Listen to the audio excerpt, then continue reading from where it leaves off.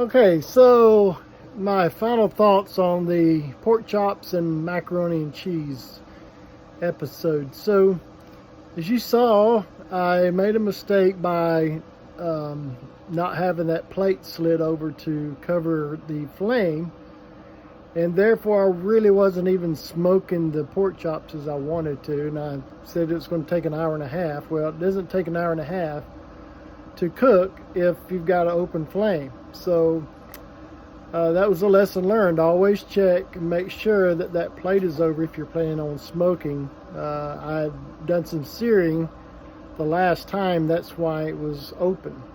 So live and learn on that one. I did recover, I think, pretty well in that I just decided to sear the chops just like you would a steak.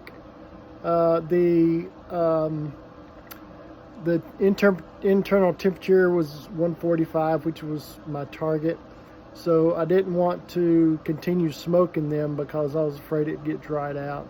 Macaroni and cheese turned out okay. It wasn't as good as I thought, to be honest with you, but it was okay. I may add some different things to it next time to see if it turns out better. But all in all, it was okay. I guess the most important thing is I learned a lesson to make sure that I check that grate and make sure that the flame is not exposed in the future. So, hope you enjoyed this. Hope you found some value in it.